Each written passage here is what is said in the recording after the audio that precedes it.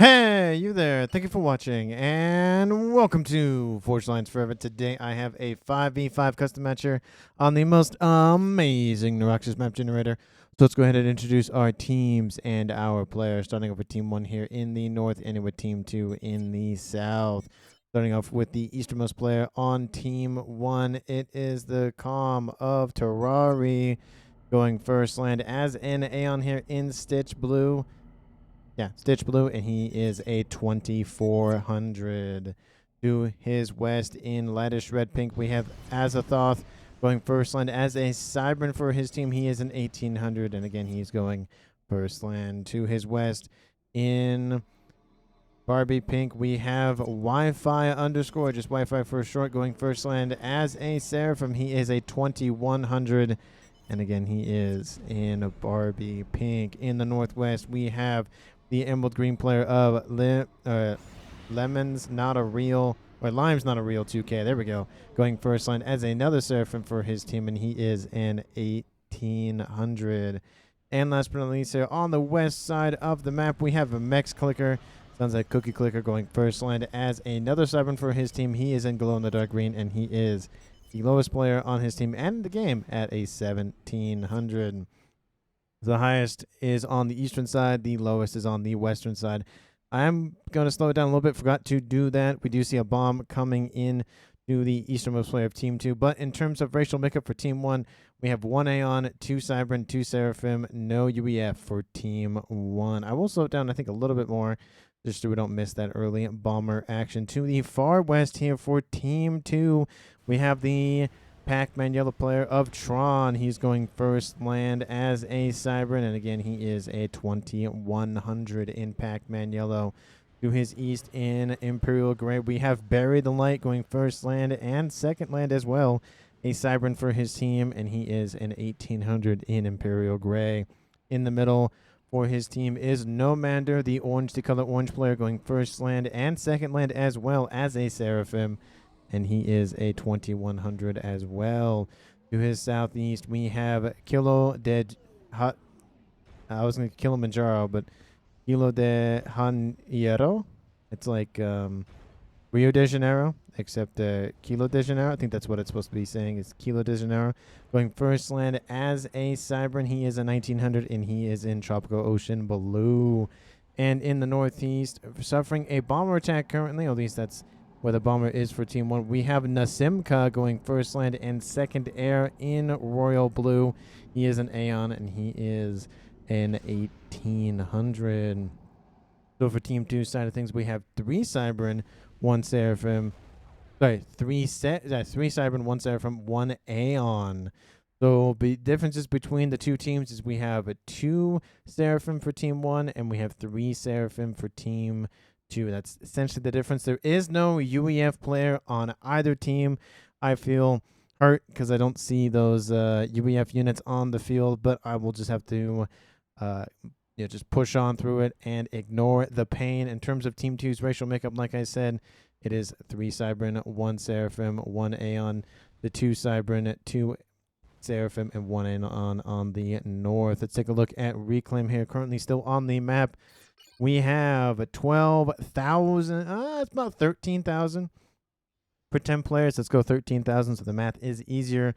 We have 1.3K per player if it was divided evenly. Not terrible. I've seen a lot more, and I have seen a lot less per player. So, not the worst thing, but also it is not the best thing. Let's take a look at mass point layouts, and then we'll go back up to 0 speed. And in terms of mass points, there are a couple of Tri-Mechs positions kind of dotted around the middle and kind of closer to Team 1 and Team 2's bases. But in the middle, I'd say these two are going to be fought over. I wouldn't be surprised to see kind of these ones right here. Kind of, there's one player that will go this way, one player will go that way kind of thing. And then another 2 Mechs here in the west. I feel like most of the Mechs will stay in Team 1 and Team 2's hands respectively. There are some more Mechs in the rear guard for players to scoop as well. So there's a lot of mass. There's not a lot of reclaim. There's enough, but there's not obviously an abundant amount. Let's go ahead back to 0 speed and take a look at what that bomber is doing from Terrari. He's actually going to hide in the southeast corner. and wait for those engineers to come up. The air scout kind of just doing a patrol route, just to kind of, not even patrol route, just sitting in a move order in this one position. He'll see the engineers moving. The bomber has been given the order to move, and then there is an air gun nearby, a Sky Slammer, so that bomber doesn't have a lot of time to kill, legitimately. We'll hover bomb there for a second, so the momentum is killed off, and then we'll go after the second engineer. Does look like a couple of air guns will be enough to stop that bomber, though. Will he survive? Will he get out of range? Oh, just barely. The last couple of missiles end up crashing that bomber, but 2 engineer kills plus whatever happened in the east. Looks like 2 more engineer kills. The 4 engineer kills isn't terrible. 5, actually, I think, for the 14. That's a pretty good bomber, slowing down the expansion for both Nasimka and Kilo de Janeiro in the eastern side here against Team 2. We are seeing the comms, at least 4 of them, 3 of them for Team 1, and 1, 2, 3, 4. All of them for Team 2 are pushing the middle. We have talked about in different games, like a 3v3, for example, all comms go to the middle, or at least, at some, front line position, keeping a comm in the rear, unless it's a very close kind of, thin corridor map where there's not really a lot of territory to cover. Still, all comms should go to the middle. And I feel like most games in general that should be the case. I mean, if you're a rear guard, like the air player, like a sentence, for example, where, the air player is literally on the other side of the map, no. But in this kind of regard where players are essentially at the same level between each other, and they're actually, we have Nasimka. He's like the furthest most forward. We have the westmost player of Tron, using Team 2 as an example. And then we have essentially the rear guard of Kilo de Janeiro. He can even come, because that front line is very thin in terms of depth versus, let's say Satins, where it's very wide. You have to travel a long way to get to the main base for that air player. But we do see, again, Team 2 pushing forward with the commander, starting to grab all of those mexes. We do see a transport out here from Terrari, has dropped a couple of engineers, actually 6 engineers off, and is spamming up Team 1 facilities. We do see an attack order being used by Team 2's Nasimka for reclaim. PD established to help secure that position. Once those 2 T1 factories are established, he'll be able to grab hold of that. And I don't think he'll keep that for very long, but it denies 3 mexes for Nasimka. Definitely what Terrari wants. He wants to slow down expansion. And you're never going to get every situation a 100% victory. It's just never going to happen that way. The best you can hope for is that. The worst you can hope for is the drop doesn't work. But in this case, he's going to be annoying. We have, T1 spam, these flares running around taking out this facility, actually producing some bombers. That actually is a good counter for now until a AA gun gets established, and then that kind of just blew up what I was going to say. And that position will just kind of be stuck in Team 1's hands for a little bit, but I'm going to be surprised to see some bombers from Team 2 to come and assist, maybe even some gunships, because we do have some Cybern players that can spam up some T1 gunships. The comm of Kilo de Janeiro is pushing very far northward, actually trying to stave off the incoming threat from Team 1's, one of their pink players. I think that is Wi-Fi's. Yep, those are Wi-Fi's units. His comm is also very far forward, trying to intercept the Imperial Grey units of Bury the Light, and actually cut off reinforcements from grouping up with the orange players' Nomander's units. We see in the west, Mexico is having some, bouts, some kind of, throwing some plasma and shells at one another in the west. Not really a lot of territory being grabbed. He is starting to lose a couple of those mexes he really, really wanted to grab. But as I stated in the beginning, these mexes are going to be fought over a lot, and of course the ones in the west. And that's really about it. Anything pretty much above, I'd say, this line will be fine. The Trimex positions are definitely what players are going to want to deny for their opponents. But Wi-Fi is starting to get surrounded here at 7 minutes in this game. He has some support, but not a lot. We have 2 groups of units intercepting that comm, and there are Mantis and Seraph and Tham, the Seraphim variety. They are being taken out pretty quickly, and that will give a nice veterancy to Wi-Fi. He doesn't get 1 star, but some progress is better than no progress. We do see 2 comms here in the east for Nomander and Kilo moving northward, and we see a scouting party here for Nasimko trying to take out some engineers. Engineers trying to escape those flares, but those engineers are not going to survive long. There is a T1 PD nearby. We'll be able to take those out pretty quickly, but the engineer, one of them survives. The other one did die off. Now is this drop T2 automatically built in the east. Terrari's like, we're going T2 and we're going for it quickly. Wouldn't be surprised to see engineers and then go for maybe artillery would be a very good grab here. And the artillery could line the flip side and just bombard Nasimka. That would be devastating for him this early in the game at 8 minutes. Ooh, I kind of want to see that happen just to see if he pulls it off. We are seeing let's see, that was a missile. He's going to go missile launchers first. That's the cheaper option and, you know, easier to move around. And then we'll probably see those artillery later on. Still, Nomander is still pushing forward with the T1 gun comm here. Not T1, but one upgrade gun comm. No upgrades in terms of veterancy. T1 Mechs are going down in the middle, and Wi-Fi very far forward on a T2 upgrade, rooted to the spot. There is a decent amount of units nearby, and he can fall behind to a T1 PD position, so not terribly positioned. Would like to see him a little bit closer to that range of that gun, but it's not bad. It's just not great. In the west, we have more units coagulating here for Team 1's Limes. I want to say Lemiz or something for that. And Mechs Clicker. Essentially, the west is really kind of tame. The east is a little bit too. Essentially, it's probably due to the fact that Nasimka has to worry about this position for a while. It's a great opening play here by Terrari. I'd say that's probably the best play so far at 9 minutes in this game. We have Nasimka leading a nice, decent force of Aurora. We do see some flares, and there's a couple of engineers. I don't see any fervors. I would like to see at least 1 or 2 fervors just for some anti-structure damage. But the gun on Azathoth has been completed. We do have the shield going on the way for Terrari. It's going to be a 2v1 scenario here pretty soon. But Azathoth is moving westward and falling back. Definitely not where he needs to be. He needs to intercept those units. And now with Nomander very far forward, that's where he's trying to intercept that comm, is in this position over here. And again, the damaging part and kind of having a battle of the bulge kind of a thing going on is now we have Nomander going to be surrounded here pretty soon on multiple fronts.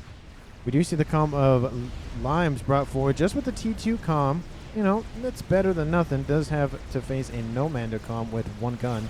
But with the combined forces here of Azathoth with the comm of Limes, and he's going for T2 Utashala, it's going to force him either eastward, northward, or southward. The worst position is to go northward. T1 bombers over the top, not going for the units, but going for something. Azathoth is the main target. Nomander is definitely being pinged by Team 1. Rhino's coming in to assist, definitely will assist. The transport is nearby. Definitely very risky if Team 2 notices this transport, but I do think he should be fine. We do see Nasimka being pushed back by Terrari. Terrari has that shield, and that is really going to put Nasimka out of ways here, and that will be a kill here in this game at 10 minutes, or almost 11 minutes, for Team 1. And I wouldn't be surprised if Terrari keeps moving westward. Now we have 3 comms on this eastern side trying to push against Nomander. It's now a 5v4 in favor of Team 1. Those missiles in the east have devastated Nasimka's infrastructure, or at least Team 2's infrastructure now that it belongs to Nomander. But he does have a T2 land facility. He is Seraphim, so he is going T3. That's actually, it's kind of early. Not really early, but kind of early. T3 air is on the cards here for Team 1 and Team 2. I just wanted to make sure I said that in reverse order, but it still plays out. Terrari has almost lost the entire capacity on that shield, and it's now repping it up as we speak, but these are just T1 Aurora. He should be fine with taking those out. Bombers over the top, trying to reduce those hit points on Nomander. Again, 2v1 comm. Definitely not the situation Nomander wants to be in, especially dying here this early in this game. We have some Yenzine being blapped out by Azathoth's overcharge. Now he'll establish some T1 facilities to get some reclaim, or we are even seeing some engineers coming out from Wi-Fi to help scoop up that mass as well. Now it's really kind of really slowed down on this eastern side. There's virtually no units except engineers for the most part on this eastern side. and even a transport order in the east from this position, launching attacks. Oh, it just hurts. It's like, oh, I feel bad for Team 2 right now because this position is very solid. Team 2 has let it thrive, let it fester. It's like a disease, and now it's starting to inflict other parts of the body. We do see, again, Team 2's Bury the Light pushing forward with a nano gun comm. Definitely will be able to push back Team 1 quite a bit, but again, doesn't want to have the same mistake that Simca did in pushing too far northward in this turn. We do see Terrari kind of doing that. His shield has replenished, which means he's just going to keep pushing Nomander and say, if I get 2 kills out of this, I am perfectly fine with that. He's being supported by his teammate. These get transferred over immediately, and then the move order has commenced. Love to see that teamwork and having Terrari be like, my comm is here, I need to assist where my comm is, and this commander of Nomander will go down. Sub 500, 400, 300, 200, gets a rank of veterancy, but doesn't even matter. All those units for Terrari have been defeated.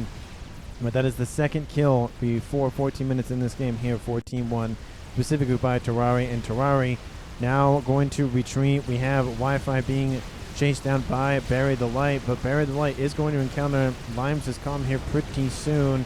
Limes not a real 2K. For some reason I think it's just funny that he's not even 2K, so I think that just maybe works out.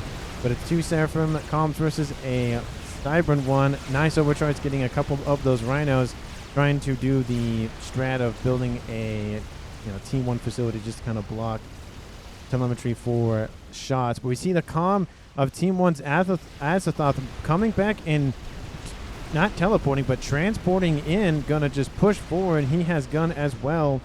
2 veterancy for Bury the Light, 1 veterancy here for Azathoth. Wants to get some nice veterancy for himself as well, allowing Wi-Fi to establish a nice T2 position to force back Team 2's forces. And in the west, we are seeing more mobilization and pressure on this western side by Mechs Quicker. And firebasing is starting to occur here at 14.5 minutes. And now Terrari has fully retreated and is back above the 50% line in this game. Lots of early action here. Good thing I slowed it down so we didn't miss any of the... I mean, we would have missed the bomber, but it always is nice to see the bomber. But in the rear, T1 transport for Skyhook for Team 1's Azathoth drops in a T2 Rhino. The column of Kilo is nearby, though. I think he'll get 1... Maybe he'll get 2 mexes by the time Kilo notices. The thing is does Kilo notice? Oh, Team 2. Yeah, Team 2 notices. So it looks like that might be the only mechs he gets. But again, something is better than nothing. Kilo goes, okay, I got to deal with this fine.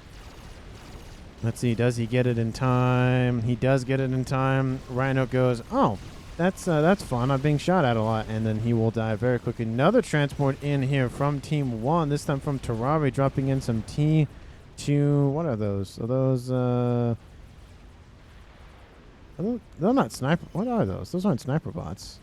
Are those harbingers? I mean, they could be harbingers. They just don't look like it. Oh, ASF are nearby. Oh, they are harbingers. Okay, it was just kind of hard to see. Shield being repped up pretty quickly, and now the mass assassination, not the mass assassination of enemies, but the assassination of mass, taking place. 1, 2, 3, 4, 5, 6 T2 mechs is gone almost instantly like that. 30 seconds or so.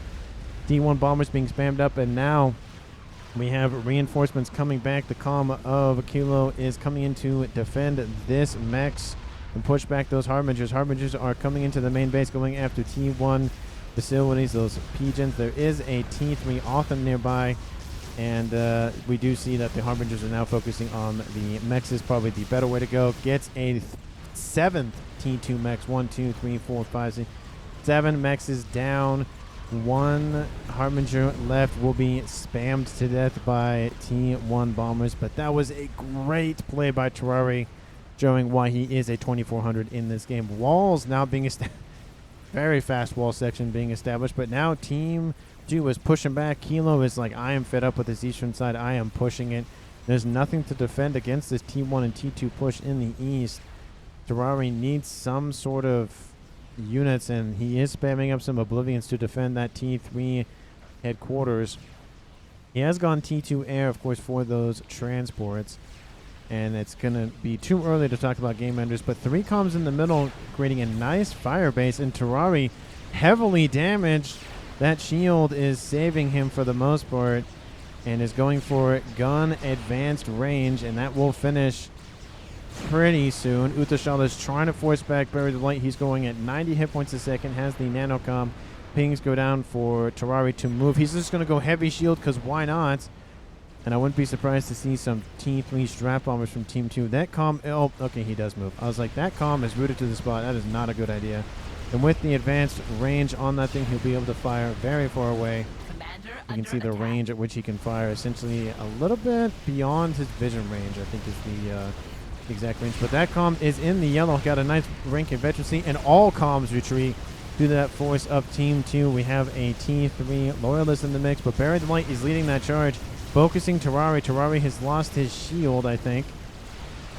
Optimus nearby could easily go after that comm. Not being focused a little bit with Wi-Fi, you could go after him. Maybe you don't want to kill Wi-Fi. I don't know.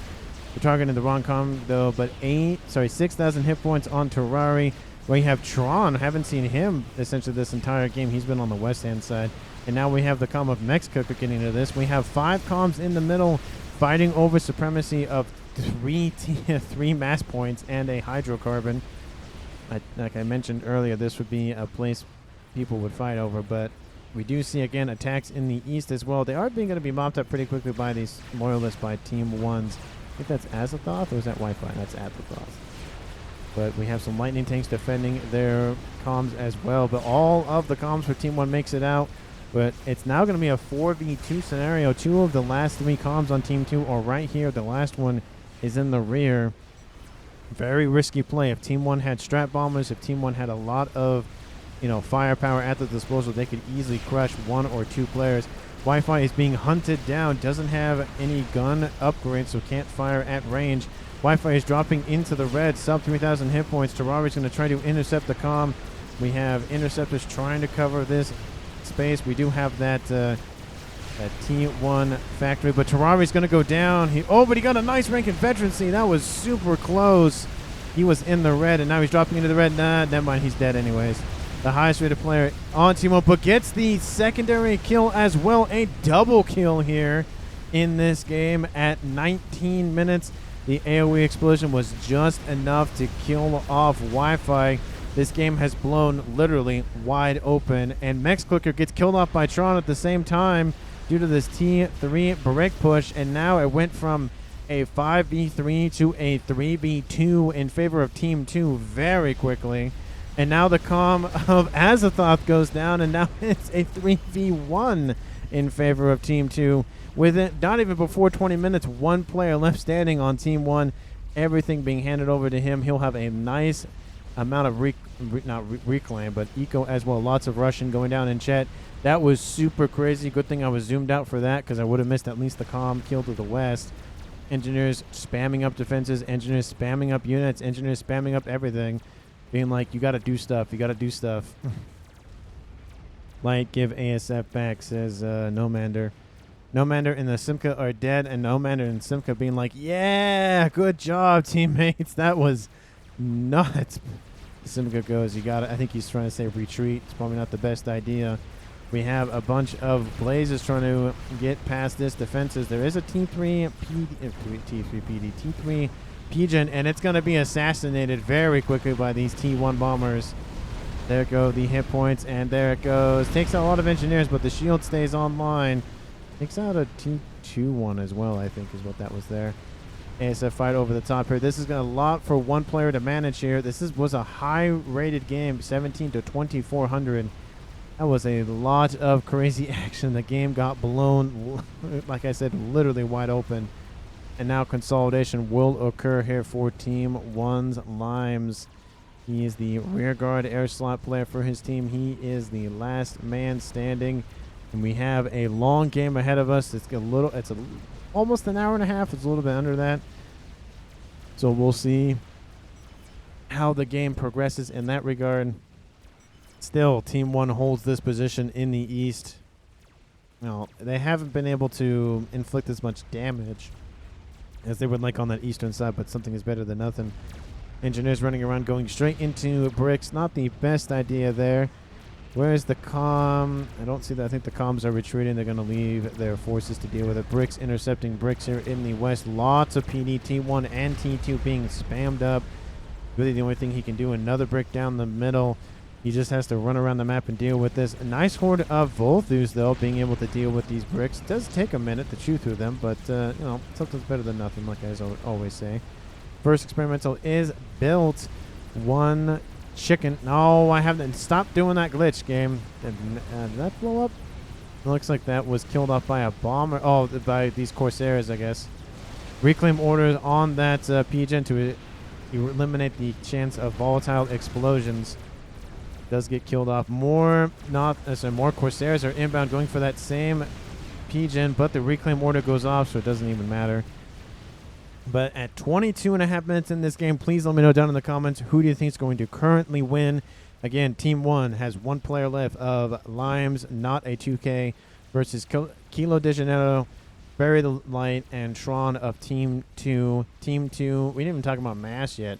Team 2 at 675, Team 1 at 650 or so, so a little bit behind Team 1. But there's a lot of reclaim currently still on the map, I would presume, due to all the explosions. 69, nice. 71, the number's going up. So 70,000 mass. That is a lot of stuff to scoop up. And again, let me know down in the comments who you think is going to currently win. Hit that sub button, hit that like button, share this video with your friends, and again, enjoy the show. We have the comms of Team 2 retreating. Very smart play. Does not want to be unawares and be assassinated.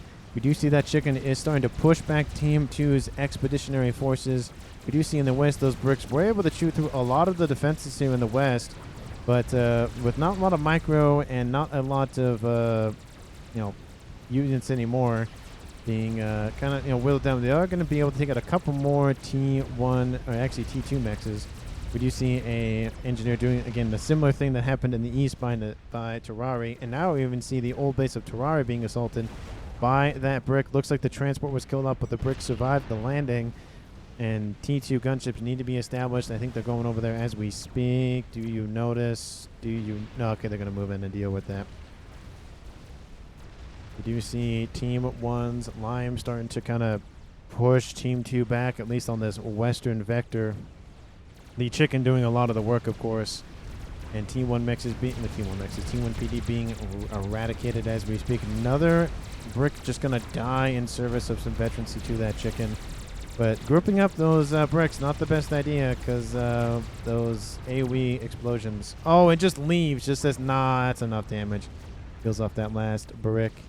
And bricks, it looks like, are the choice of the day here for Team 1. Of course, we don't see any... well, I thought we saw Otham. We saw Otham's earlier.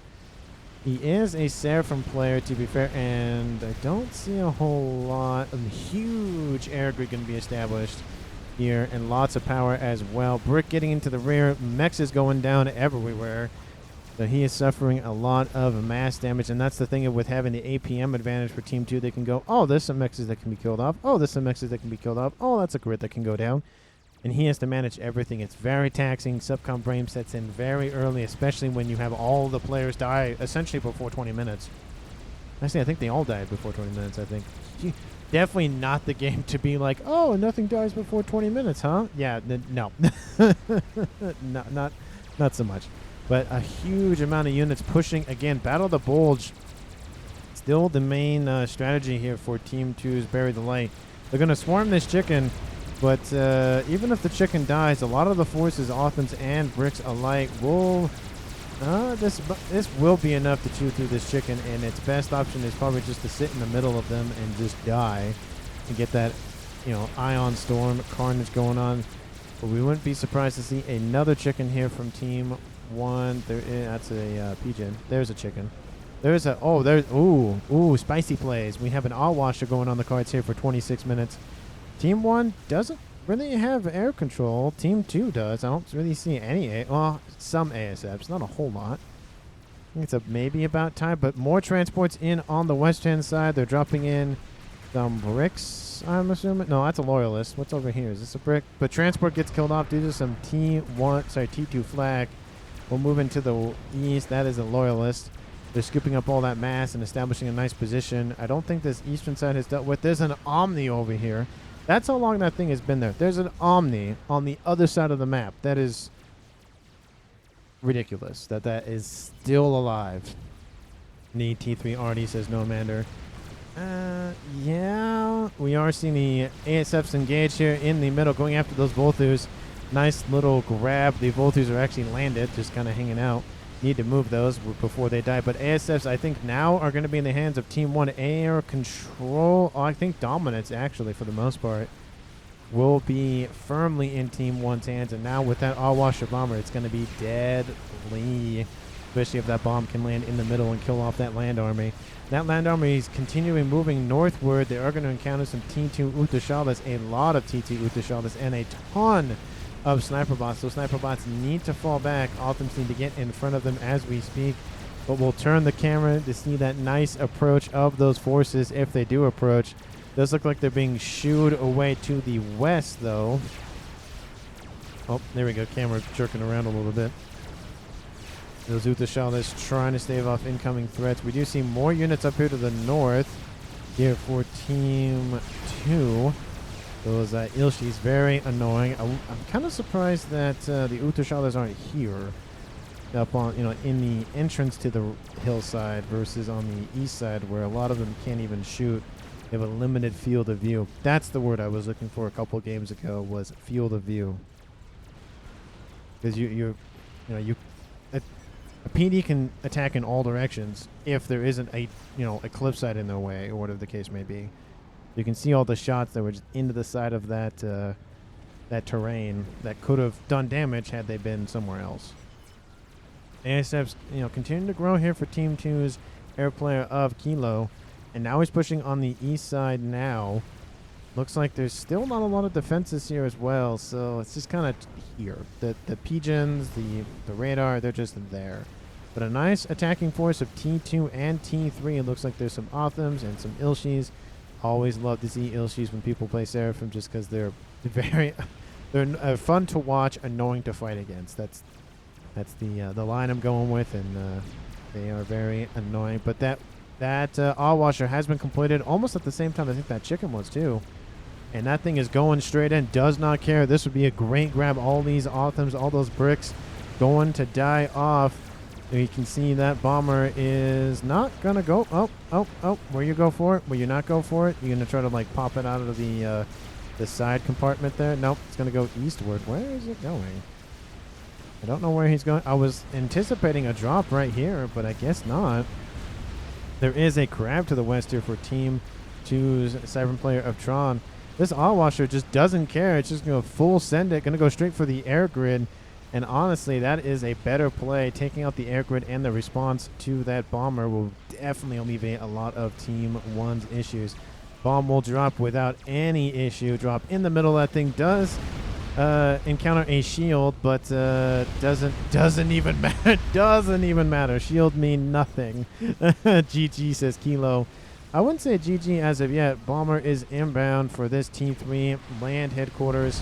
We'll take out a lot of builds power, and the factory is oh no, it's gone. Never mind.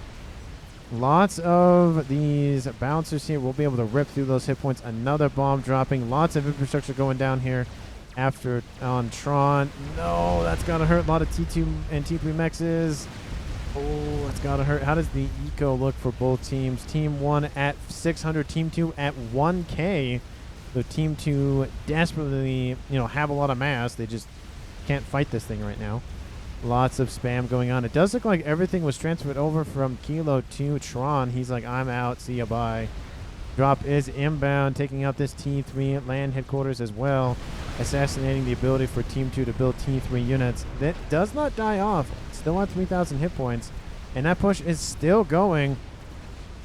You do see a lot of units just kind of hanging out there against Cerberus of anything. Does take out this facility that once belonged to the Simca. Lots of just damage on this southern side.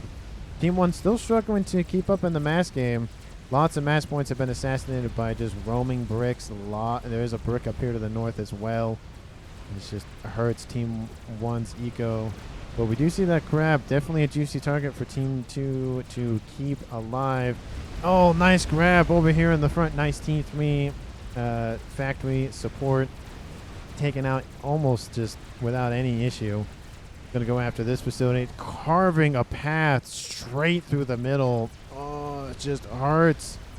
Bomb going to land. Take out that. The Team 3 is still online. It's going to go for lightning tanks. Does not take it out. That's still just the devastation that has occurred. Team 2 has dropped to 860 due to all those bombs. And that Allwasher at 119,000 mass killed. Going to get a lot more here pretty soon. It's probably going to go after this. Oh, the units are splitting. Great move there by Team 2. It's buried light. Oh, it does take out a couple of units. There's a lot of AA in the area as well. Now we have gunships going after that. A chicken to the west will be able to chew through some of these land units. But Kilo de Janeiro finally gives the control K order. We kind of knew that was going to happen. But now it's a 1v2 in favor of Team 2 still. Nano repair going on the way for Limes is come to be able to support himself. All those T3 units and other units have been wiped off the face of the... it's not Earth, because this isn't Earth, wherever this is. Whatever planet this is on, it's a planet. It's planet A. It wiped off the face of A. T1 bomber spam going straight for that megalith. Most of them will not get a second pass due to a lot of the AA coming off these bouncers. But a second chicken is inbound. This Allwasher has been crucial for Team 1. I keep saying Team 1 for Limes' war effort. And it's now going to go after that AA. Oh, nope, not going to drop. Oh, that's kind of disappointing. Is dropping into the red, though. Very, sub 15,000. And I don't know where it's going. Oh, it's going for this facility, maybe? I don't know. I don't know where it's going. I really don't. No, yeah, it's going for this facility. There's not really a whole lot here, though. Maybe it's going after just mass. This eastern side isn't really being microed as much, so it's definitely a opportunity for some carnage. In the rear, we see T3 SAM sites being spammed up as quickly as they can be. The invasion of some bricks. Counter invasion by Team 1. The entire eastern side now is just gone. Most of it's gone. Does look like it's just going after mass. Yeah, it's just going after mass at this point. Now, Team 1 is dropping below 500. Team 2 dropping, staying the same, but almost dropping. That chicken trying to chase that crab, trying to get some revenge for its friend. That crab is going to face a lot of ion storm damage and some Team 1 bomber damage. That's going to hurt. You got to keep it moving, though. Oh, it's in the yellow. Oh, the ion storm's not hitting it. Ooh. Oh, reclaim the chicken. No, reclaim the crab. Do it. Reclaim the crab. The engineers are running around. They're fine. The crab is pushing the west. A lot of support still coming off of Buried the Light's forces, trying to push him. We do see a lot of build up here for Team 2. Where's the air grid that they're supposedly building? Because they need an air grid of some sort.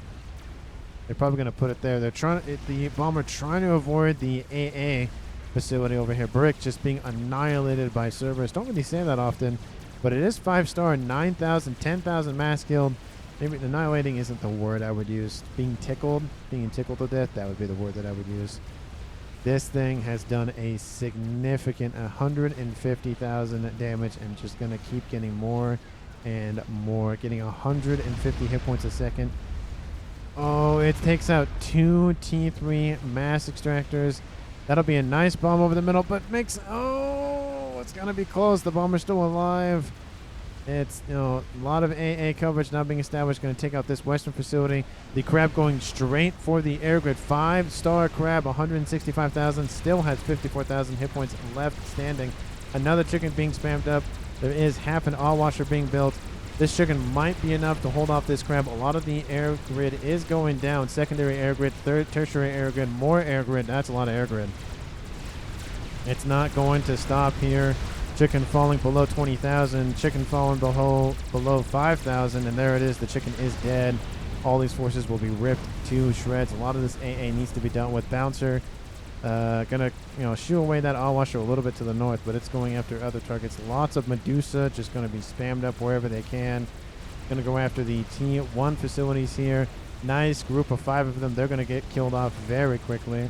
Even gets, I think, more. Actually gets 6 of them. Never mind. That bomber needs to rep up, needs to sit back and relax, enjoy a nice cup of joe. We do see some Medusa getting into some trouble here. Getting after this Team 2 mechs here that Team 1 desperately does not need to lose. We have AA. We have bouncers in the rear going after bombers coming off the assembly line. Definitely not enjoyable for them to deal with, but it does look like they're not with the Medusa on target. Are you going to target something? Going after the pigeons. That's what's going after. Ping is going down here probably by a teammate on Team 1. Now, Allwasher still alive, 171,000 mass kill. T1 spam is the main delicacy of choice here for Bury the Light, and Team 1's green player of Limes has completely controlled the eastern side of the map. There's one T2 Mechs that's still alive, but besides that, we'll avoid that for now. E3 Mechs is being assassinated. Team 1 still at 860. Team 1 at 460. Team 2 at 860. Dropping, actually, as we speak. Nice group of units here. Trying to, again, reinforce that central line. 36 minutes in this game. There's got to be something else that happens. There is a Monkey Lord. There's some pigeons and shields being established. Just the horde of E3AA being just thrown everywhere. It doesn't matter where it is. Doesn't matter who builds it. Just build it. And AA will be killed off. It's like you build it and they will come kind of thing. Still engineers hanging out over here. We see Brick, or that's the Brick, that's a Loyalist going after some T1 PD, but can't really hit it. Needs a different angle. We have a nice chicken pushing forward. I'm looking for that Allwasher though. I think it finally got destroyed. I'll check the reclaim. That's a chicken. That's another chicken. Where is this bomber? You would see the giant mass total somewhere. Yeah, I don't see it. So it must still be alive. There's more bricks in the northeast, taking out more backline mexes. Huge amount of T1 spam. And now we see those Othams coming in to engage the air grid that Team 2's Tron is building. The shields are falling down very quickly. The Othams trying to make their way to those pigeons. Lots of defenses, lots of bricks. There's even some T2 PD being spammed up. I don't think he'll break through. Oh, there he is. He's being chased down by some ASFs, and 16,000 dropping pretty quickly. Doesn't have a lot of support there. Oh, 2 ASFs remaining. Is 2 ASFs going to be able to kill off this? Oh, nope, that's not enough.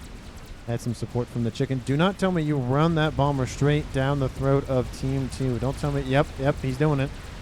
Oh, no. If you're going to do it, commit to it or not. Don't. There's a nice little hole that's opened up. He's just trying to hover bomb. He will die off.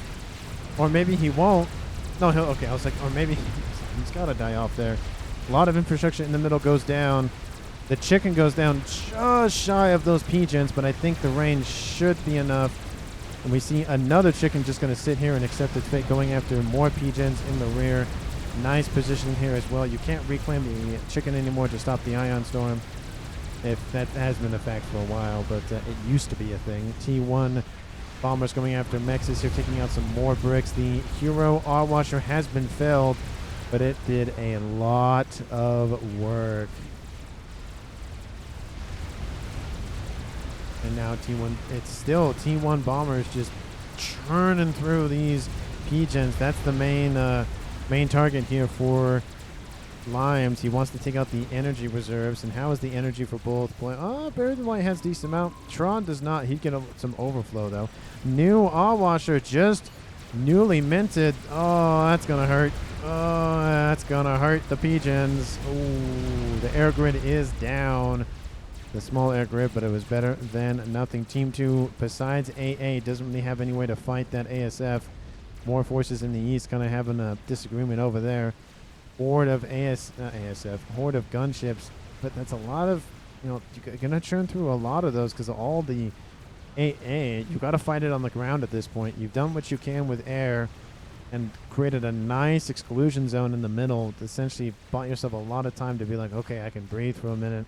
I don't have to worry about constant attacks. Allwasher in the west, gonna be shot at a lot by the AA. Gonna take out not really anything. If the pigeons were there, it would have been a worthy target. But Oh, is it gonna just die off screen? It might just die off screen. Oh, there. Yep, dies off screen. If Team 2 can't, if Team 1's Limes can't have the reclaim, no one can. Off map ban, says No Mander. Is that a? I don't know, but is that an actual thing? Like, let me know down in the comments, because it's one thing to be like, oh, I was trying to get it, you know, turn it around, and it got killed off very quickly, and so it fell off the map, or you intentionally do that. Is that a bannable offense? I don't know the rules and that sort of thing, or the gentleman's rules, I guess is what you would call them. So please let me know down in the comments. I'm assuming it is. That isn't the first time I've seen that, where like, oh, you just threw it off screen so we couldn't have it, da-da-da-da. I'm like, I get that. But maybe it's just the gentleman's agreement, because that's a perfectly legitimate strategy to just throw it off the map so they can't have the mass. But if it's like a community thing, oh, by the way, please don't do that kind of thing, I would get that. But strategy-wise, that makes sense. Starting a new air grid, says No Matter. Yep. And you have a new air grid. The second Outwasher was not as popular as the first one, but the spam that's occurring here in the north. T1 Mechs is everywhere. T2 Mechs is everywhere. It looks like they're just going to go straight for T3 Mechs. Don't blame him in that regard. His comms now in the northeast, not out of the northwest. Lots of T1 bomber spam. Where is the air grid going to be built is my question. Buried Light finishes another crab, but the crab's not going to do a whole lot for a while. So it's a lot of just engineers, a decent amount of bricks roaming around, but really there's nothing much. And at this point, I think I'm just going to speed it up, because all the best action has occurred. A lot of action has occurred so far. Looks like Buried Light will take over the east, and Tron will take over the west. Teleporter on the way here for Tron. Does he have a laser? He does have laser, so Telemasercom is on the cards here. And I don't know. That's a lot. That's why. Why do you have 262 T1 bombers? Why? That's so many. Because why not, right? because reasons. Let's see if I can get a nice screenshot of this. The T1 bomber spam is real. Look at this. Waiting for orders. Essentially, is might be the thumbnail for the video. That's so many. And T3 units in the west, though, so good to see. Not everything is T1. Stop telling me about the mass fat pan. Stop it. Okay, we can slow it back down to 0. Maybe I did that on purpose. I don't know. Oh, I meant to go positive. There we go. Not 6. Okay, let's do 2. We have T1 forces ripping through Tron's forward operating base. The crab is doing a lot to stave off a lot of that damage. Gunships constantly being built in the east, though. Don't know what they're being built for, but I guess that's nice to have. Oh, what did Terrari say? Oh, crab, I guess is what he's talking about. T2 Mechs is T2 Pigeons and T3 Mechs is going down. Othams going through. They might go after the. Oh. Is that comm teleporting? No, the comm is not teleporting yet. We have some torpedoes off those Othams. They're targeting the T3AA. All the bricks are going to try to get in there as well. Does Team 1 notice the comms? Yes, they do. They're like, hey, there's these things there we can target. And the brick's going to get into the water as well. The comms for Buried Light and Tron need to get out of there. Mazer being pinged by one of the players on Team 1 saying, hey, there's a thing, you might want to watch out for that. And laser is not on the cards for Buried Light, but Tron definitely has the laser, and his teleporter will be established. He's going for T2 for some more hit points. I see people go gun, but he's going to say, nope, I'm out of there, see you, bye. The Othams keep moving forward to get into the rear at this T3 Mechs facility, but there's not really that many Othams left standing. There is a brick for support, and those Othams are dead on arrival. Lots of gunships in the east. A lot of them actually on the ground. Probably not the best idea to keep those on the ground. Brick's getting some free kills in that regard. A couple more units down the middle. Some Harbingers with T1 Zooey support. More bricks in the rear, being chased by a horde of bricks to the north. Actually, sorry, it's a brick wall, not a horde. It's a brick wall.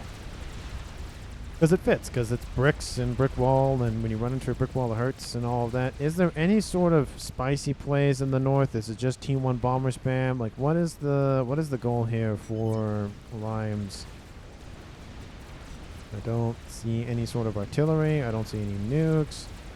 T3 now going on the way here for Tron. He has 13,000 hit points. I think you get another, is it 2,000? I think it's 2,000 off the upgrade. Maybe it's 3,000 because it's T2. Oh, sorry, T3. Let's see, how much is it? It's only 1,600. That's not a lot. And the teleport. Oh, he's engaging the teleporter and repping himself up at the same time. He has 44 hit point regen. That's not bad considering. I will slow it down. Figure out where he's teleporting in with the little shift command. He's going all the way back here, but the comm is underwater, so the laser doesn't really do anything. It's not the best idea. Maybe trying to force the comm out of the water is essentially what Tron's trying to do. Yeah, spamming up those T1 torp bombers. But now Tron's gonna. Oh no, he's gonna hop back in the water. Gonna be a lot of chicken and whatnot going on here in the north. T1 bombers are going to help assist with taking out those torp launchers, but T2 torps bombers would definitely be the case here for Team 1 to start spamming out.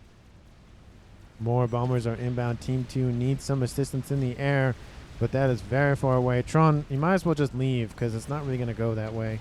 Limes is going to be perfectly fine. He has Nano, he has E2, so he has 17,000 hit points.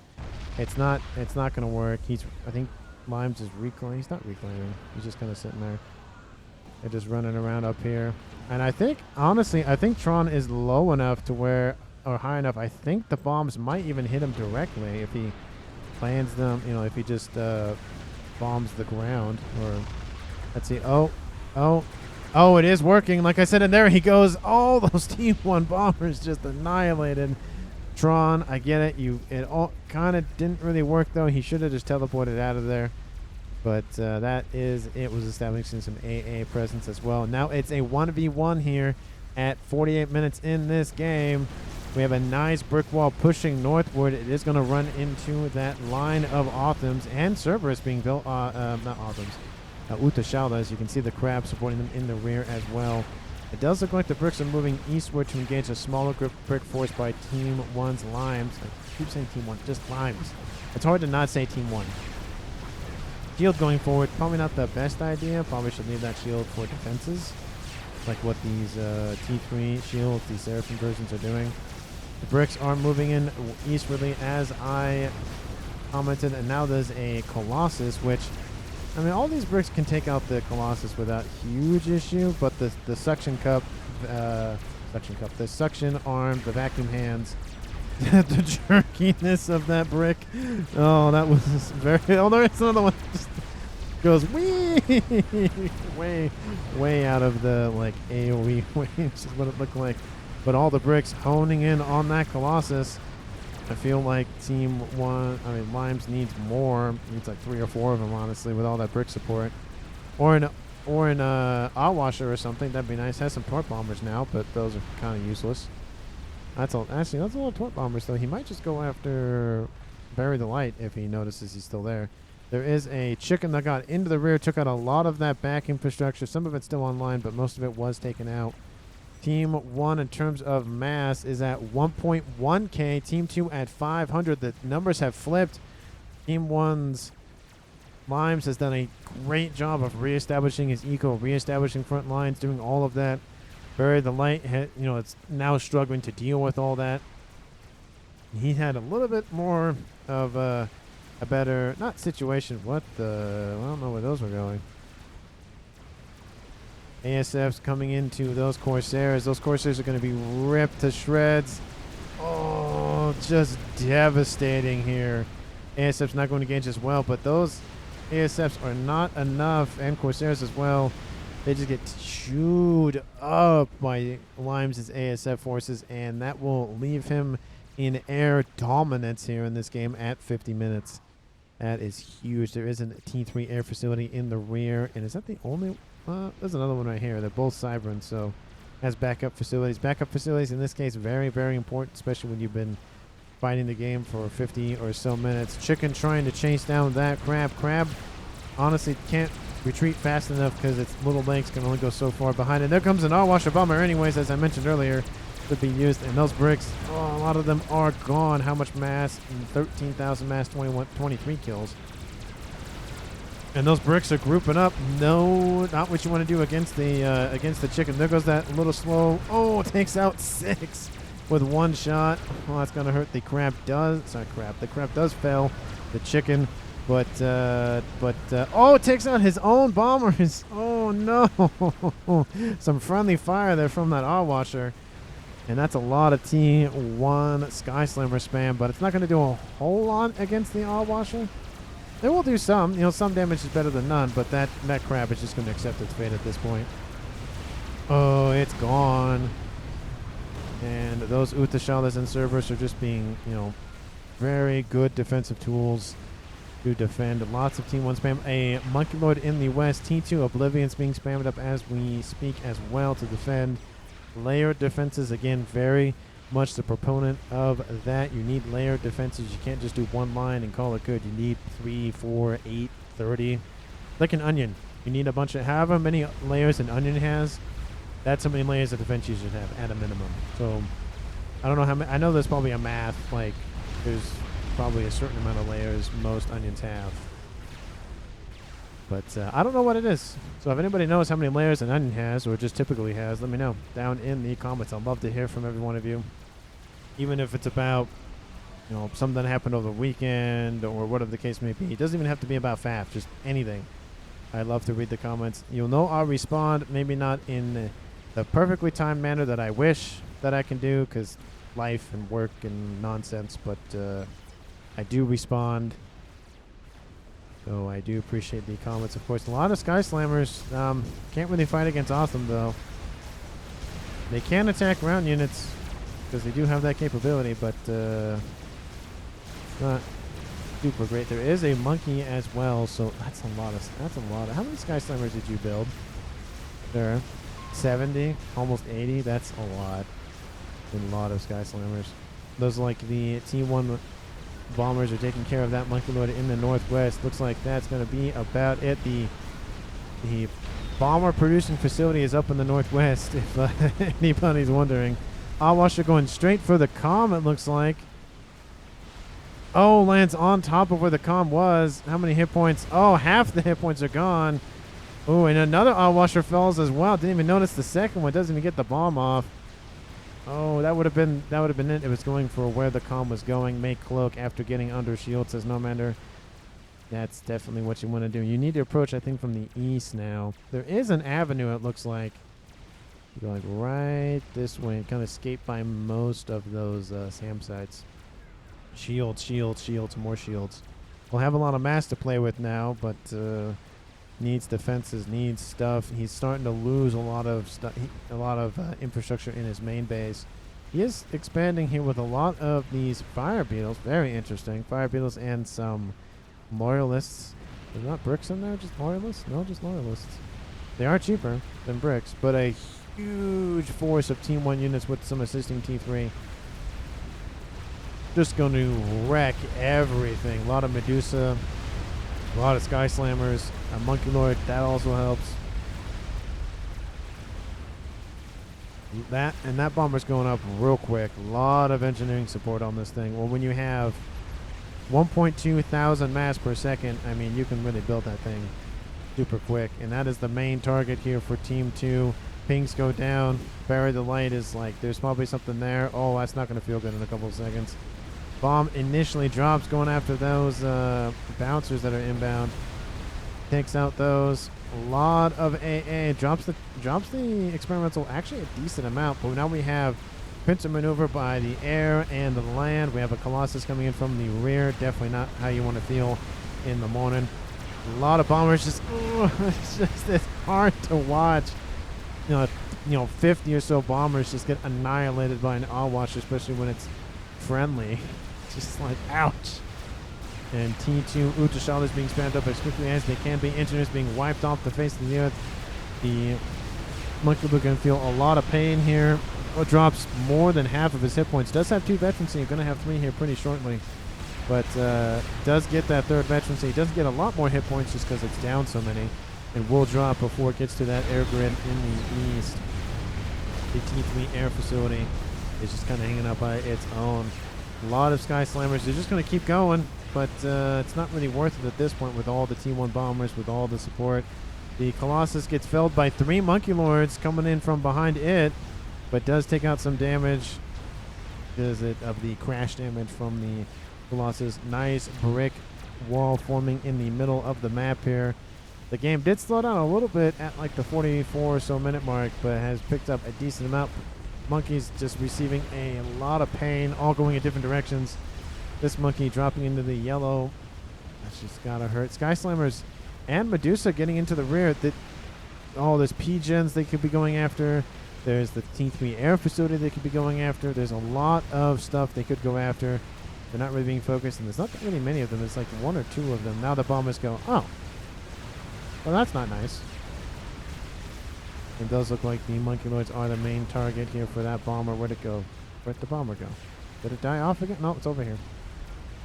But it's now going to be hoovered over to the east with the encroaching brick wall that is forming. ASF's going to provide a nice screening effect. Just the Medusa that are coming in. Look at this line of Medusa. Team 2 is not stopping producing T1 units, and it's not going anywhere. Bombers just going to churn through all of that. Takes out a nice chunk of that front line. The bricks will have to fall back, which means it does delay the encroachment, which does allow for some stuff to be rebuilt. But again, Cerberus, not the T2 defense you want, especially against bricks. It's not going to work. You need Ravagers, you need Triads, you need Utashalas. Oblivions also work. Colossus also work as well. Does look like those Medusa are being reduced pretty quickly. Monkey Lord probably shouldn't be going forward because there's how many T1 bombers now? 250, almost the amount we saw early on. That's so many.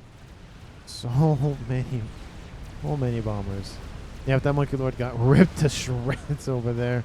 Washer getting a nice amount of kills, not like it's firstborn brother where it got almost probably 200,000 mass. A nuke was launched by Team 2's Bury the Light. What is it going after? Going after the air grid in the rear. Is there an SMD? There was one built. It is not loaded. That air grid will be wiped out. But honestly, even if the air grid gets wiped out, Team 2 is mainly staving off an issue. They're not being, they're not going after the comm directly. The comm has also moved. Where's the comm moved? Where is the comm? Over here? No? Maybe this would be an interesting place to put him. He's back in the rear over here. He's just moving just in case they found him. More than half that air grid gets taken out. The T3 air facility is still online, so not a huge threat. A lot of bombers will be diminished. The replenishment of the bombers will be reduced. And I don't know if that was really the best target. Team 1 now knows about the nuke launcher. And at this point, you might want to build artillery, build Scathus, build something. I don't think he's going to counter with nukes. I do like the preemptive protection with the SMD. I just don't know if it's really worth it. You need ASFs, realistically. You have 2 T3 air facilities. No air grid which to speak of, which means you're just spamming it out with land. I mean, you have a lot of SAM sites, T3AA to protect yourself, which is perfectly fine and fair and really good idea to have. But without any ASFs, if a large wave comes in, it's going to take a lot. Some Corsairs is nice to have, but still, it's not ASFs. That you need that. You need the anti-fighter, anti-bomber units, which are the ASFs. This thing is almost dead at 8,000 hit points. It almost has enough to get tier 2 veterancy. We have Colossus being built up in the east, multiple of them for defense. Still the gunships. Don't understand the gunships. I don't think they really did a whole lot down here early on. But honestly, at this point, with the horde of Team 1 units, I think I'm going to just speed this up a little bit. There is a Colossus just running around, assaulting anything and everything, soaking up all of those juicy targets. There's some bangers in there as well. A Washer comes in. It helps deal with some of those units. There is another set of Monkey Lords with another one behind it. Does look like the bomb will go after that, but the Washer will go down, I think. 2,000. Whoa. Oh, it just barely gets out of there. Look, there are some ASFs chasing it down. Even if this Washer crashes, at least it's in Team 1's base. There it goes. Landing right on top of a chicken that was being built. And says, no chicken, you can't be built. Sorry. I just don't see anything else really. I mean, having some T3 AA in the water is a good idea. Of course, you could go for cruisers in that regard. How's the nuke going? Isn't being focused down. Pigeons are being built. Looks like Buried Delight's having some power issues. It looks like he's having some power issues. Trying to get that under, control. We do see an air grid now being established here for him. The middle line just being scooped up by a horde of Colossus, even in the east and the west. Of course, we see 3 Monkeloids that could easily turn around and face those Colossus, but they're like, nah, we're just going to outrun it, call it good, which isn't actually a bad strategy. Oh, nope, no, they're giving the order to turn around. And a crab as well. Team 2 still trying to push on that western side. And at 1 hour, 1 minute in this game, and the Colossus will go down. It might try to, nope, it's just going to accept it. It's going to, oh, nope. Might try to get into the water. It's up 18,000, 17 to 15, 14. Oh, no, it's going to die to that crab. Yep, there it goes. And will, that'll be it. Kills off that engineer that it scooped up. But another Colossus in the middle. Another Colossus, another Colossus, another Colossus. Colossus all day. They're all standing up. In the rear, do we have more R-washes? We have more T3 facilities spamming up Authams.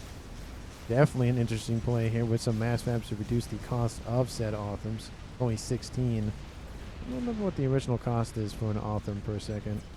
But with the adjacency from the mass fab, does make the cost a lot less. Peter says, nope, what? There is a switched, what? Oh, there's like a Twitch, 4ZOT? Maybe somebody was streaming this game. It says Cheater, says Tron. Or sorry, Cheater says Nomander. I don't know what that's about. But 5 Colossus in the middle versus a couple of monkeys that aren't even in position. And a crab. Definitely not going to go the way of Team 2. We have gunships in the east going to be ripped to shreds by that AA from those bouncers. Don't know why he built all those up, but the bricks now starting to be ineffective due to the multiple vacuum arms of those Colossus. And I'm going to slow it down, kind of zoom in a little bit so we get a nice little picture of, just being hunted down by a horde of walking Colossus. Crab goes, turn and face me. Do it, you coward. We're chasing you down. You can't make it out of there. I don't think the crab is fast enough to walk away. Pings go down, says just turn and face him. Most likely it's not really going to work out. We have Corsairs inbound to help eliminate those Colossus, but it's a decent amount. We'll drop that Colossus down into the almost yellow. But 1, 2, 3, 2 lasers. Now the monkeys come and assist and distract 3 of the Colossus. The crab will fall anyways. Corsairs coming in to assist. ASF's going to churn through those Corsairs. 1 monkey is down.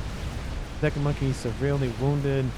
Trying to run away. Will actually get away if it keeps running in a straight line. But the AA just ripping through those ASFs. Team 1 has lost air dominance. It's more like kind of tied in that regard. 2 megas done, says Nomander. I mean, I feel like somebody could have built they are building artillery. But somebody could have built, a game ender or something. Is there a YOLO that I just don't notice? Is that something that's being built by Team 1's Limes? Do I just not notice that? That's a power generator. No. Oh. See, I was right. I was like, there's got to be something that I'm missing. That is a line of Utashala. It's just like, boop, boop. It's almost like a TIE fighter. You have the 2, wings on the left and the right, and then you have the ball in the middle. That looks like a TIE fighter. I want to see what it looks like with more Utashalas built. Team 1 bombers in full swing. Doesn't even care about ASF anymore. He's like, nah, it's fine. Another mega down in the south, but against 4 Colossus though. These Colossus gotta link up to 1 target though. 3rd one coming into range. 4th one starting to come into range. 4v2 definitely favors the Colossus, and especially if they stay in range. The first Colossus will go down. This one needs to target the western mega. That mega is about to fall here. And now they all focus on the eastern one. This mega is going to go down. Team 2 is building a disruptor, which is almost done. Does he know about the YOLO, though? That is the... Nope, doesn't... Oh, oh. Can't, no. No, doesn't know about it. So, that's going to be a very big surprise. The Colossus are moving forward. This crab looks like it was partially done at some point. This crab is getting away, though. No, no, they killed another one. So that is a different crab. Colossus is still chasing it down. They're killing the one that's under construction, not the one that is completed. The Monkey Lord, sub 2,500 hit points, is still alive, just barely, but still alive. The green is constantly pushing southward. Those look like more Harbingers, more T3 units, more Colossus supporting them as well. Cerberus can only do so much. The Colossus doesn't even care about the crab. You gotta wait, hold on, turn around, turn around. As it does some weird little dance mechanic thing. Colossus turn. That Colossus dies. Does give some veterancy to that Megalith. The Megalith's trying to get out of range. And I think it will. The bricks and other supporting units will kill off that Colossus if it... Oh, it's going to... Oh, 5,4... Oh, gets out of range just barely. The Colossus will die off. It was chasing it. It would have been fine. Or would have been dead. But that is definitely got to be hard to watch. How is the YOLO? The YOLO is almost done. That is very scary for Team 2. What's the SMD situation look like? Well, there's one around him. That's 2 SMDs, so that'll protect against 1 nuclear missile, and that's it. Not great. Not great for Team 2. That YOLO is going to hurt. Now, only 1 shield. Oh, it's technically 2 shields. It's in the nexus of 2 shields, which is a great place to put it because it gets covered by different shielding. So then you put T2 shields around it. But Nuke launched... It does look like they're going after the SMD, but it is loaded. So he doesn't know it's there, but he knows something's being built. Oh, no, he does know it's there. Okay, never mind. Yeah, I think he saw it the last second. But artillery now shooting at that YOLO, and the shields now just going to be the main force of action here. T3 shielding, going to protect that thing a lot. That's definitely not going to be functioned anytime soon. SMD going to cover that thing pretty nicely. And there it goes, shoots off the anti-missile. Now, if there's a second nuke, which there is, that would be it. And that's not going to be good for Team 1's YOLO. Don't move into it. That's not going to be good. And I think he might launch the... If he's quick enough with the nuke, it might be enough to be able to... you know, he's not... Oh, we know everything, and he doesn't... Oh, the nuke could land and take out the YOLO before it's finished off, but we have encroaching amounts of T3 support coming in from lines as well. They are, you know, being riddled down pretty quickly, but, you know, that's still, they are getting in, and that's going to be a problem. He's going to be focused more on that. You win air, send Corsairs. The nuke is launched here. SMDs are being built as we speak. Is this one in range? Oh, it is. It's barely in range. Needed to target the artillery directly and would have killed off everything. Oh, no. And the SMD is not loaded. It was almost killed off, though, but he doesn't know that. Oh, he knows that it was almost killed off, but he doesn't know what he could know. Anyway, I don't think he knows entirely if that's killed off. No, it's still there. He doesn't know how many hit points. But the YOLO, oh, it was so close. Oh, that was very, very close. The SMD only has 1 more, though. 1 more nuclear missile, and that will be it. More SMD is the spam going on, but unfortunately it's a little too late. The next nuclear missile, without any support, still loads pretty quickly, to be fair. Support going on for it. Where's the nuke going? This is from Team 2. Go, no! You, no! No! Oh, it was almost finished, so maybe. Let's see. Let's try to figure out if it would land. By the time it lands on the front line, over there to the west, would it have been enough time? Would it have made it in time? No, it would have loaded in time. Does look like there is no support, so yeah, I think it would have loaded in time. Nuke lands, kaboom! Takes out a chicken in that blast. Huge amounts of infrastructure, at least spam infrastructure. The second nuke is inbound. SMD being hurriedly spammed up as quickly as they can be. This one doesn't have anything loaded. And that looks like it is going to be it for that main base here for Bury the Light at 1 hour, 10 minutes in this game. And let's slow it down just a little bit to enjoy that nice explosion. Kaboom. Takes out everything.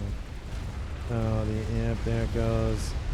All the P-gens, all the engineers, all the artillery, the nuke launcher, everything is just gone. And that might be the one play that wins it here for Team 1. It can always get killed off like we've seen in other games, but Team 2 really doesn't have the capability to do that at the current moment. They don't have a bunch of strats. They have Corsairs. They don't have a lot. They have Corsairs over here as well. It might... Well, with the shields going down, it might be enough. Another nuke is launching as we speak. This time it's going for this position in the east. Going to take out the air grid here. There is a lot of assistance going down in the southwest for some... Oh, he is building strat bombers. Okay, I didn't notice that earlier on. But he needs to approach it from the east. He can't do it from the west because there's too much coverage. So he might... Let's see. Do you have enough coverage? Corsairs are inbound. The Corsairs are inbound. Oh. Wrong button. Here we go. Here comes the flyby. They are inbound. ASF's trying to do what they can do. Eliminate all the Corsairs. Those Corsairs have one target and one target only. A lot of them are being whittled down. There are some that are going to make it to their targets. But, oh, that's not going to be enough. There they go. They maybe should have waited. And that, the combo's running around too. That has got to hurt. I hit the wrong button again. Oh, there we go. Okay. Hitting too many buttons at the same time. Yep, the bombers are going to go on the eastern side. Definitely should have went with the Corsairs. Would have at least allowed for some of the bombers to get in one way or the other. Spy planes will find them out if they do make it through the AA line. Doesn't look like... Oh, the spy planes. Oh, one makes it through. And if those bombers are spotted, that is... Oh, it doesn't look like they're spotted. They were just short. It looks like the bombers were keeping track of that. Washer over the top goes after a Tri-Mechs position. T3 Mechs is going down. Eco being vastly destroyed. Those nukes... Oh, no. The nuke... Oh, no. You got... Okay, they... I was like, don't get killed off by the... Oh, this would be funny if the Washer gets killed by the nuke. Oh, it gets killed off. Does it go off screen? It barely doesn't. Look at that. But this place has been destroyed. And the mass gets evaporated by that bomber. Oh, well, I didn't go off screen. So, you know, that is the thing. Pings go down. Talking about those bombers. Yeah, this facility still online, by the way. Some of it has been destroyed. But still, it's still online. 1 hour, 12 minutes, and this thing isn't gone yet? What is going on? ASFs move in to intercept the bombers. The bombers have to retreat. Yeah, that one opportunity with those Corsairs, definitely missed opportunity there. That YOLO, 212,000 mass, and has one veterancy on it. So, does look like those ASFs are just going to go for it, it looks like. Oh, no, that's there we go, just the shift icon. The bomber, but that is it. It does look like Team 2's Bury the Light just says, I'm done. Wasn't going to win.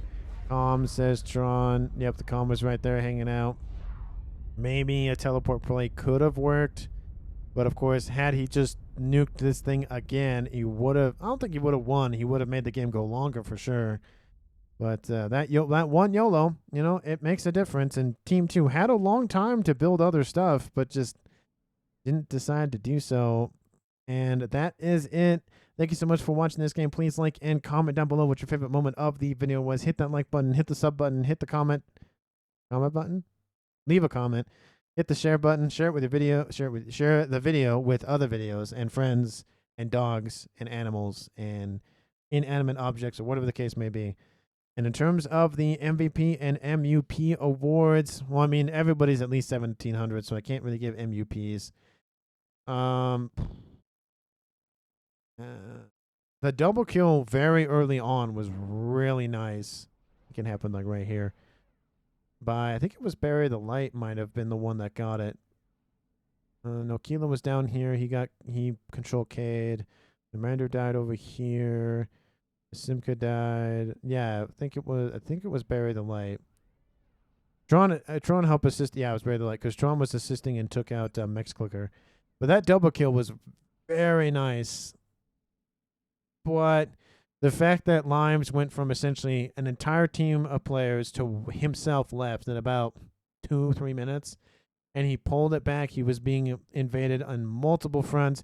It took him a while to get, in the hang of controlling everything. Not in the hang, but like you have to be like, oh, now instead of this one front I have to fight on, I have to fight on all of them. Okay, what do I need to do to man it? You're running around a lot, that sort of thing. So I think in terms of MVP, I'm going to give it to Limes.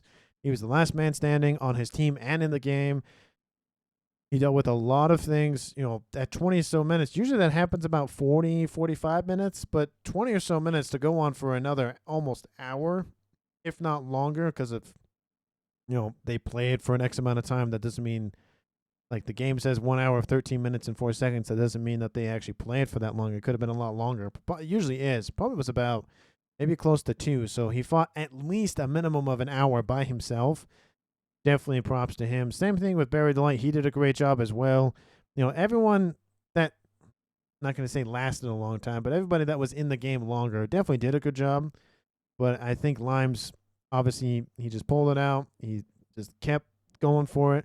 That Awash Obama really brought him back into the game, gave him a lot of breathing room, did a lot of work for him. So, again, thank you so much for watching, and I will see all of you in the next one.